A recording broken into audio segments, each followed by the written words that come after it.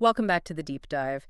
Today, we're getting into a really comprehensive, and I mean action-oriented framework for spiritual transformation. We had a request to unpack this specific sermon outline. It's called The Faith Journey into Revival. Right, and this was delivered by Pastor W.F. Kumuyi at a global crusade in Quebec.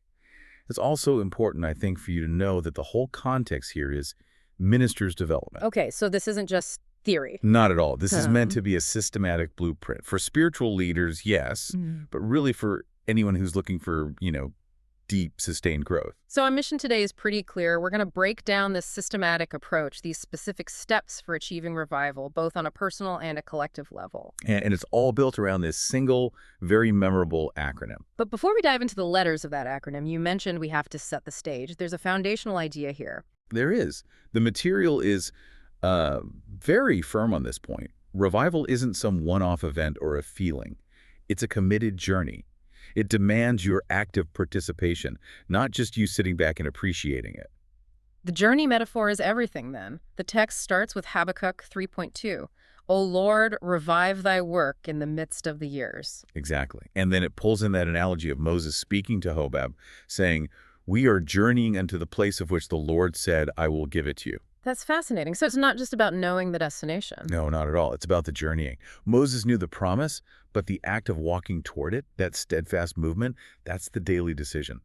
The source really implies that if you're serious about this, the journey itself is the mechanism for change. You have to engage, or, well, you're just standing still. That sets the stage perfectly. So let's get into the architecture of this journey. The 7 steps of R.E.V.A.L. And we start with R, run the race. This comes from Hebrews, and it's all about perseverance. It is. And to run this race, the text says you have to first lay aside every weight and the sin that so easily besets us. Okay, and that's a crucial distinction, isn't it? A weight versus a sin. A huge distinction. Sin is, obvious moral failure, but the weights, those can be habits or distractions that aren't necessarily evil, but they're heavy. They slow you down, they kill your focus, and the message is you have to get rid of both. And the outline is really not subtle about what happens if you fail at this first step. It just launches right into these stories of catastrophic failure. It does. It's a series of cautionary tales, really, to show that nobody has spiritual immunity. You look at someone like Achan.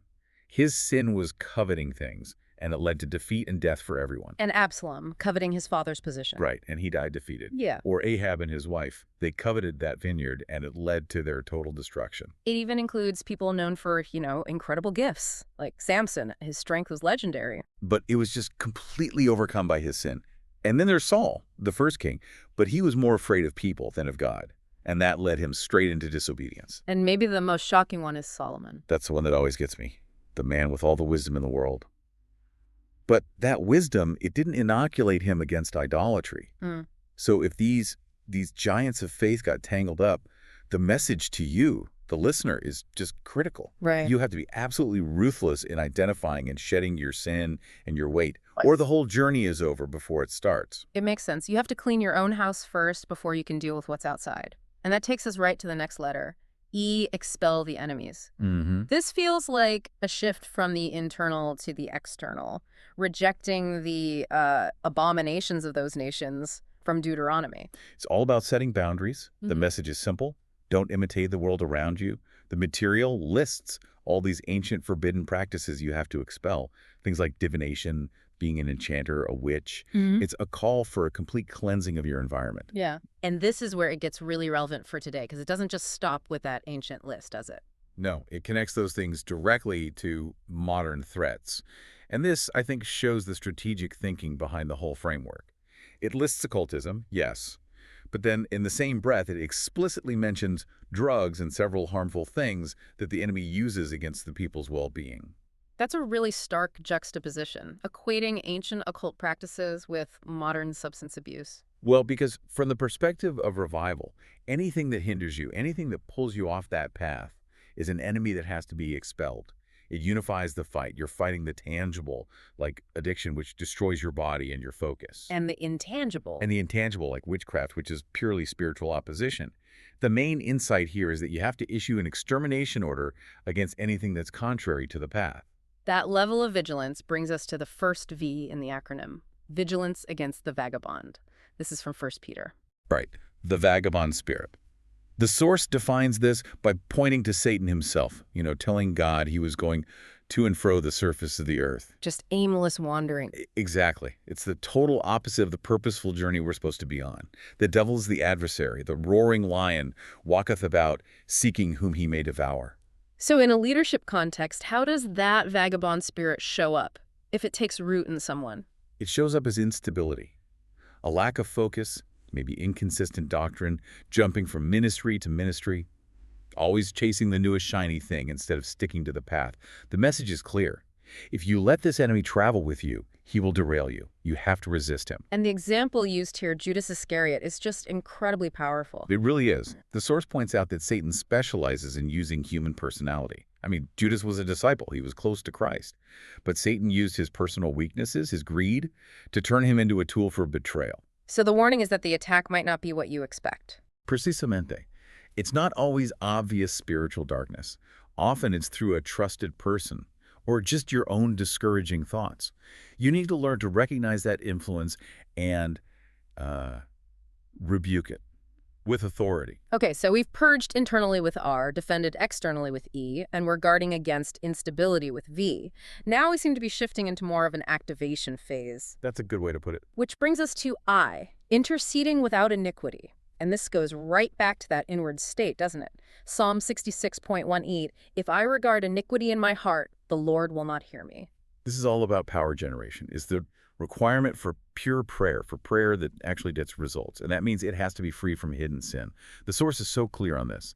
Internal things like hatred, unforgiveness, what it calls the works of the flesh, they block answers. Like with Joshua and the Israelites. Exactly. The classic lesson. There was sin hidden in the camp, and the entire nation was paralyzed. They couldn't achieve victory until it was dealt with. That's a crushing weight for a leader.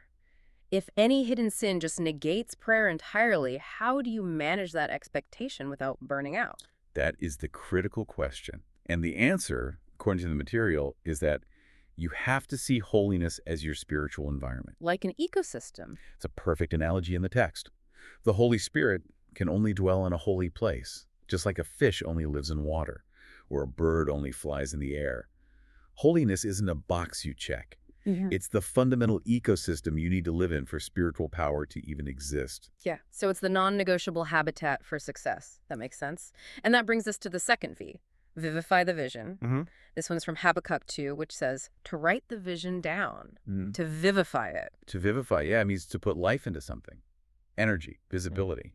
So revival can't just be some vague hope in the back of your mind. You have to pursue it hard. You have to put energy into making that future visible and actionable. For a leader, this sounds like it's moving beyond personal prayer and into, say, mission statements, accountability. Absolutely. The practical steps are right there. Write the vision and make it plain and clear upon tables. And the reason for that is key, that he may run that readeth it. Ah, so others can join in. Exactly. The vision is vague, only you get it. But if it's plain and clear, anyone can look at it, grasp it instantly, and run with you. It creates a collective movement. And that applies to a minister planning a sermon series or a young person setting career goals. It has to be clear. And the source connects this to a promise, right?